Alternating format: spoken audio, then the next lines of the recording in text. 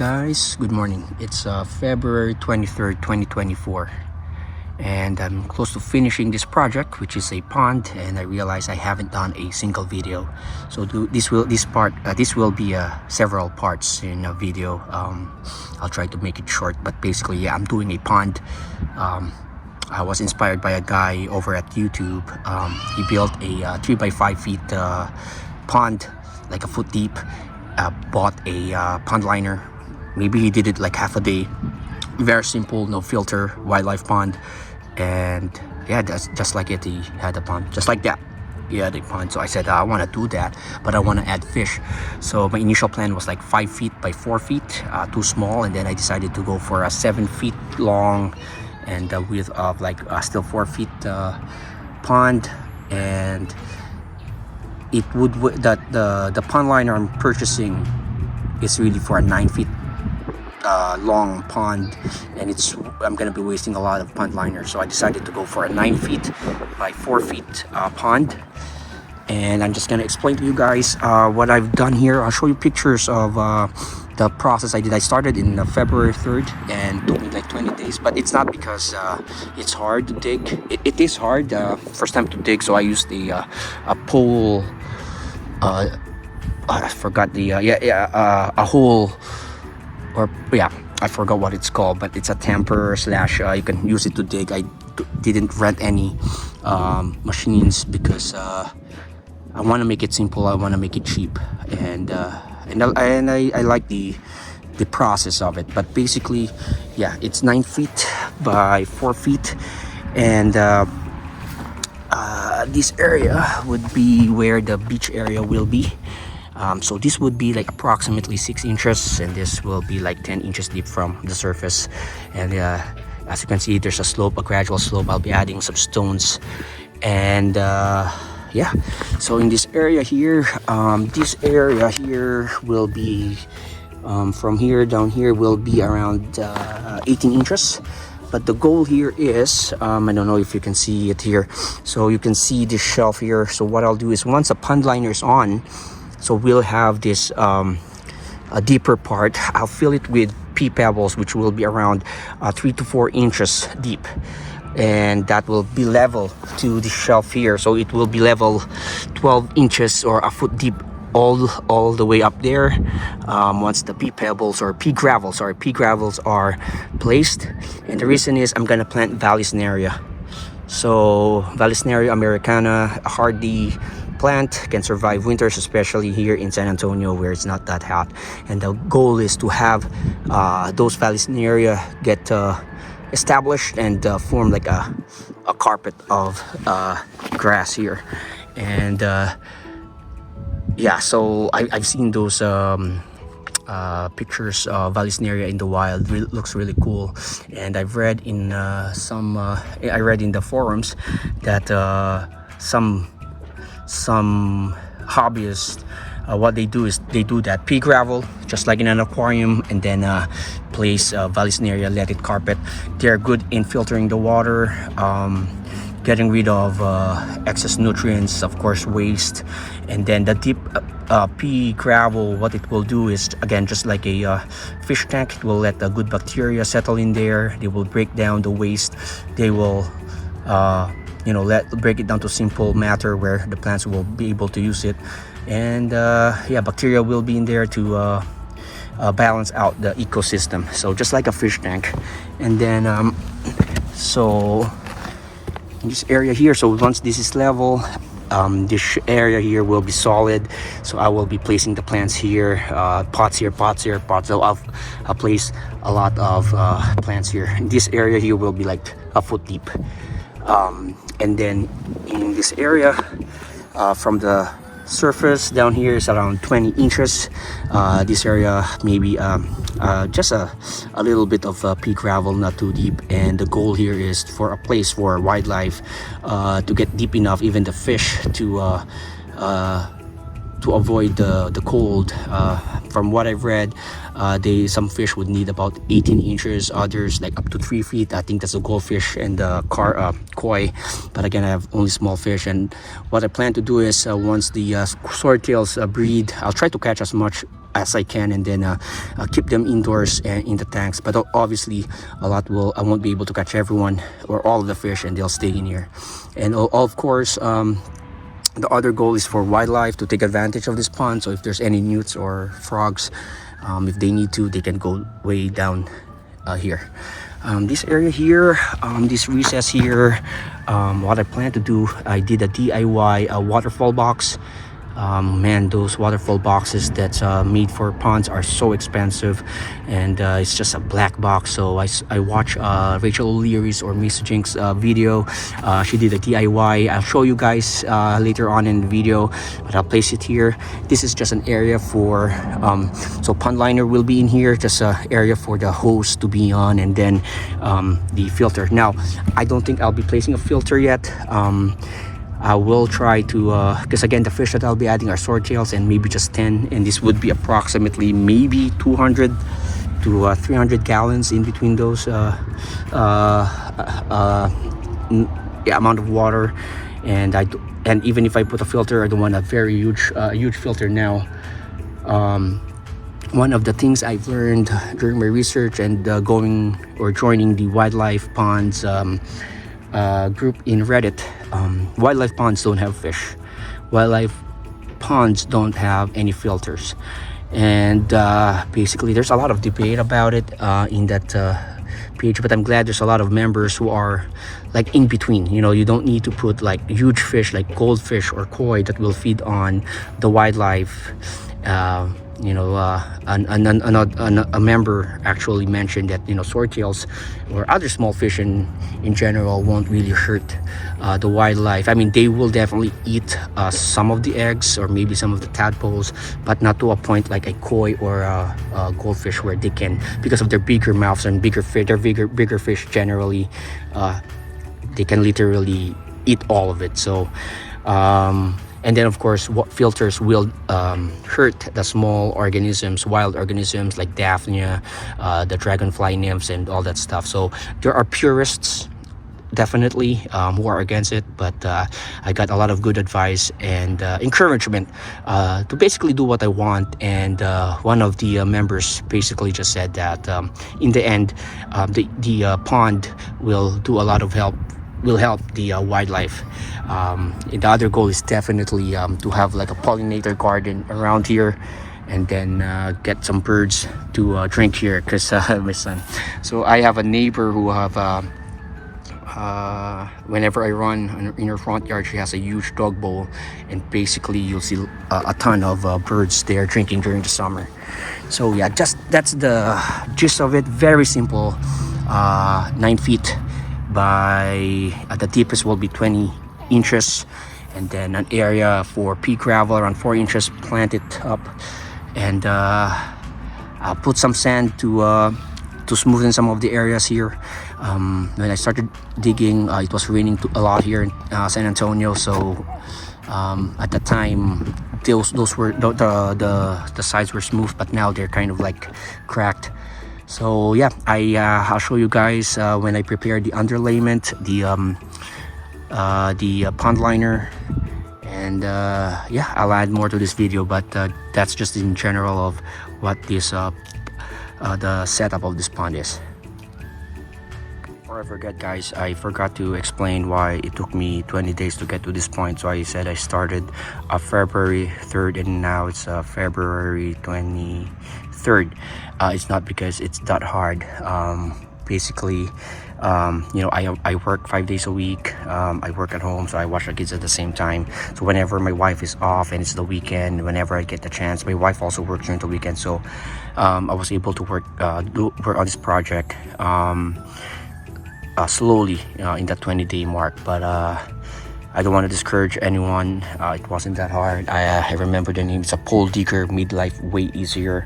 It's around like $30-40 over at Home Depot, and again, didn't use any machine. So lots of dirt which I placed over the end of my backyard.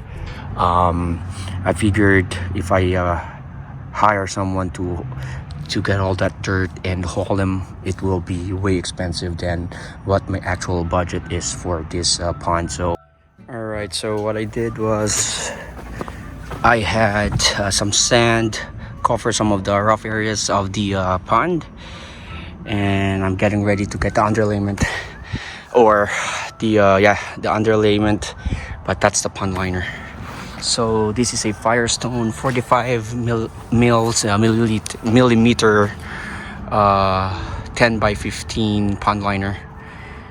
Got it like around 149. It was on sale in Webb's Pond Store. I'm glad I joined that pond group in Reddit, because they've got good prices and reliable online seller.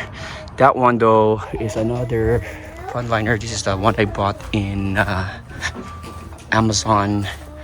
It was like $75 for a 10 by 15, and it's 25 mils, and the reviews were mixed. But one of the things I've noticed in the reviews was, like, in a few months, the review updates were it leaked, and it's 25 mils, so it's cheaper. But I decided, with all the hard work I did with the pond, all the digging, I'd rather buy 45 mils, and Firestone is a good brand from what I've read, and it feels like rubber, really thick. And yeah, letting it just warm up to the sun. A lot of the viewers, or members in the pond group and also in YouTube, said to warm it up, get it warmed up, because it will be more pliable. But I find it's really soft, so yeah, it's nice. But and it's getting really hot that fast. I just laid it down maybe less than 10 minutes. So yeah, this one though, the Amazon one, 25 mils. Yeah, and you can really feel the difference. But yep. So I've got also an underlayment from Webb's Garden Pond Store. So yeah, gonna get it ready. All right, so I've already placed bricks here. Main reason is I try to get this as level as I can. I'm no DIYer person. I can say I'm in the it's limited basically for just like basic DIY stuff. So I had that string, lever, did my best, but just to be sure, I had this like an inch thick bricks on the edges of the pond, and I'll place the underlayment over it, and then the pond liner. So I am ensured that there's an inch at least that it's above ground, and since the underlayment is above it, water won't well, the interior water, so the pond liner will be up here. I'll tuck it underneath, or maybe cover it with mulch over here, so interior water shouldn't be able to flow towards the pond. These are cheap, 48 cents. And yeah, again, the some of the sand just to smoothen some areas of the pond. So yeah, and then in this area here, which will be the beach area, there will be an area where if waters go all the way up here, that's fine. Pond liner will be all the way up here, so it's a beach area. So yeah, so this is the part, and I'll put the underlayment, and we'll see what comes up next. Alright guys, so I'm done placing the underlayment. I'll just show you. Yeah, that's where the bricks are. So that will be an inch, at least an inch high above the ground, so hopefully water won't seep through the or flow down the pond. So that is the pond liner. It's again a Firestone 45 mils pond liner, so 10 by 15. So yeah, that's what I'll work on right now. So far so good. I tried to get kinks out, but I'll before I put the liner, I'll try to flatten most of this. So yeah, to the next part. Alright guys, so I've already placed the first layer of the pond liner, the underlayment was already placed. For this one, yeah, this is the Firestone 45 mils. Good reviews, feels like rubber. And this one is the cheap one from Amazon. Initially I was thinking I don't want to use this anymore because this one looks sturdy enough, but yeah, I don't have any use for it, so I might as well use it. And the total will be, I think this is 25 millimeters, so the total will be 70. So yeah, 45 and 25. So hopefully with the combination of both liners, it will be puncture proof. I just thought about my son, who's just 2 years old. I'm pretty sure he'll be tempted to like poke a stick here or something, so I think it's a good idea. So I'll get this placed. I got some of the folds off, but there are others that I just can't get off, or flatten, so I'll just move on and place the Amazon liner. Alright, I nearly forgot. So you can see the gravel area there. That's what I'm talking about earlier. That's around 4 inches deep, so I can plant Vallisneria there. And then yeah, I'm filling it up right now. So I have the underlayment underneath to protect the pond liner. I have the 45 mils and then the 25 mils underlayment. So pond liner. So I have a total of 70 mils of thickness of pond liner. So yeah, it's getting filled up right now. I'm excited about that pea gravel area. So once you know, this pond is filled up, then I'll be able to plant Vallisneria around the first week of April. So yeah, I tried my best in getting the folds out, but it's really hard, so we'll see.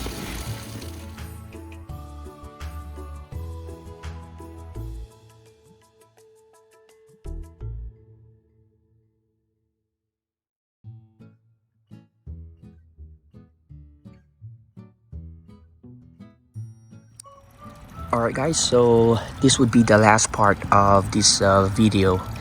Yeah, it's been 3 days, so I filled this up, had my kids help me with the beach area. So it's been 3 days since then. At the 24th, today is the 27th, February 27th. It's pretty warm right now here in San Antonio. It's 84. I actually just ran, and yeah, so in between those 3 days, what I did was I had this 12 gauge outdoor extension cord 50 feet from my home, connected to a pump. This is just temporary. I might even get rid of the pump once I have all the plants settled in. I'll think about it. That would be my DIY waterfall box. It's very expensive online, and for a black box, so I'm glad I found Rachel O'Leary's or Miss Drink's video about a DIY, bought exact same stuff from the Home Depot, using a Vivo Sun pump. I'm happy with what came out with this pump. It's not too strong. I don't want the water too strong. If ever I'm gonna keep this waterfall, because I'm gonna keep water lilies in here, and they don't want too much water surface movement. But basically, I also want to talk about the pond liner. So I've already cut the part. So I left this for like 1 to 2 days. I didn't see any leaks. I didn't see the water go down so fast. So I'm pretty sure there's no leaks. So when I was 100% sure, I decided to cut off the parts that I don't need. And then I'm still thinking if it's gonna be gravel in some areas, or because I'll be planting pollinator plants over in that area. So I'm still thinking. Expensive stuff are expensive, the rocks are expensive, the gravel are expensive, especially in a bigger area. And I'm thinking about going to an actual landscaping store, but I think that would be too much expensive on the other hand, because from what I've read, they have like minimum pallets or number or like amount of rocks or pebbles that you need to buy from them. So I might have too much, but anyway, So yeah, so this would be the last part. I'll be adding some stuff throughout the spring, throughout the summer. This will be a long project. It's getting expensive, so I'm gonna prioritize the water stuff, the plants, the yeah, I'll be getting plants soon. Maybe end of March I'll be ordering plants, so they'll be here by first to second week of April.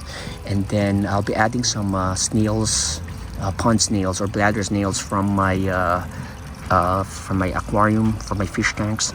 I'll grab some cherry shrimps when it gets warmer, and then of course I'll be adding the swordtails. What else? Oh yeah, so I'll be adding a short video about some sparrows, and I believe those are mourning doves already drinking water and even bathing on the beach area. So that was very cool. And so you can see some big rocks there. Some of those rocks are from the dirt that I dug from the pond. I saw some water bugs already in just 3 days. So really cool to see wildlife really finding ways to get into a water area. I saw some spiders get into the water. I saved a couple of them. I also, so this has been running for like 2 days now, and I actually rinsed the filter. So there's two filters, two filters in there, a coarse and a fine one. The green one is the fine, and underneath is the black coarse filter. I don't have any covering on the pump yet because I want to get as much debris out. So lots of sand was and some like clay stuff was removed from those filters. So if I decide to keep this pump, what I'll be doing is I'll get a basket and fill it up with filter sponge like those, and then yeah, keep it that way. Maybe put some lava rocks or some filter media. But the main purpose of this waterfall is not really to just do the filtration, because I'll be keeping like small fish in here, like the swordtails, and then some wildlife, but no big fish like koi or goldfish that produces so much waste. But the main purpose is, of course, just get some debris out, maybe have some chemical filtration, or a bacterial filtration, and then also to have that water movement for aeration, as you can see. There, so it's strong enough to produce surface agitation, which will allow aeration or oxygen to get into the water. Because in summer, when it's summer, it's very hot, again up to 110 degrees Fahrenheit, and the hotter the water is, the less oxygen it has. So I want this to be able to help with that. And also some water movement, but again, as you can see, it's not as strong, so it won't bother the plants or the water lilies that I plan to put in this area. What else? So, oh yeah, this is the underlayment. I actually poured some water here, and it went through, so I'll use it as a weed blocker also. So I might just put gravel in this area, and in that area more weed blocker, and then I'll be adding plants. And what else before? Yeah, so far so good. I'm enjoying the pond. It's not doesn't look like a pond yet, but I find that this kind of projects is a work in progress. It's not something I'll finish in just a week or two. Of course, again, it's getting more expensive, but I'm glad that wildlife are finding it already. And again, I saw some water bugs. I don't know what it's called, but it's cool to see them swimming, and the kids were so excited and even wanted to catch them, and they even hid in those rocks, so that was cool.